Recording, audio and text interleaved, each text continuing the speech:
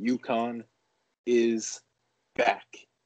Uconn is back in the Big East. They play Creighton at home. Huge game. It's on Fox Sports 1. It's Sunday afternoon.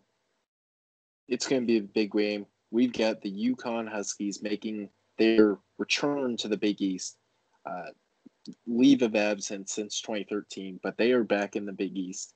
And this looks to be a really fun matchup as their first games against a team that previously wasn't even in the Big East.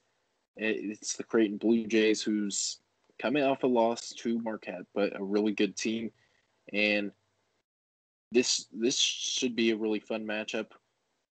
And the players guard-wise, Marcus Zagorowski, James Bouknight, you can't ask for anything better than this. It's going to be fun. Uconn is back, though. This is what we're here for. What are your thoughts on this game?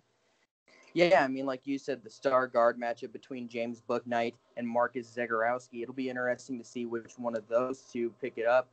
Zagorowski's been up and down this season. He was recovering from a meniscus surgery, so that could be part of the issue with him. But he's looked better recently. Obviously, the Marquette game, Marquette just simply outplayed them. That's what it comes down to there. Christian Bishop fouled out. That was a big moment in the game. Damian Jefferson is just a glue guy that'll do you things to win you the game. Mitch Ballack picked it up a little bit in the Marquette game. But overall, Creighton's just a better team right now than UConn. But you're not going to find a team that plays with more fight than UConn. Dan Hurley teams always play tough, and UConn, they're just a super scrappy team. Josh Carlton can go up and get boards. He'll fight for the ball. Same thing with freshman Adama Sanogo.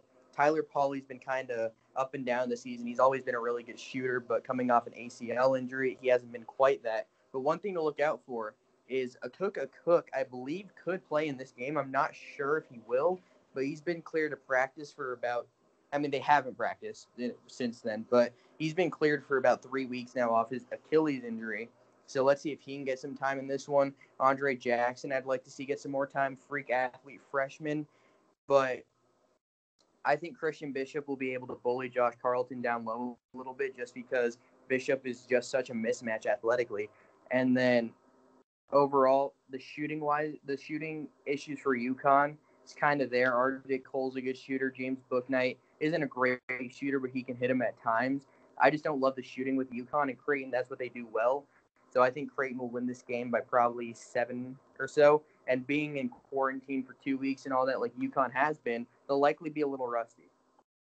Yeah, I think it would be very fun to see in like just the reaction to hear UConn winning this type of game.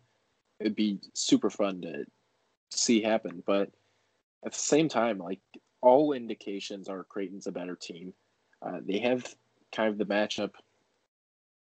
Say you compare Bouknight and Zagorowski, I think you could even say Bouknight's a better player at this point in the season. Like he's been playing a little bit better than I would say Zagorowski has. He's certainly been scoring. He certainly looks better right now. So like I'll give you a Bouknight being better than Zagorowski, but like two through five, I think like Mitch Ballack I would take over RJ Cole, Isaiah Whaley, Jalen Gaffney, and